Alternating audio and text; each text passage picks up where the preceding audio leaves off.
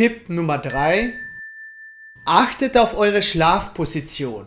Bei manchen Menschen, die auf dem Rücken schlafen, sinkt die Zunge nach hinten unten in den Rachen. Dort blockiert sie die Atemwege und das wiederum löst die lästigen Schnarchgeräusche aus. Deswegen solltet ihr unbedingt in Seitenlage schlafen. Auf dem Bauch ist nämlich ungesund.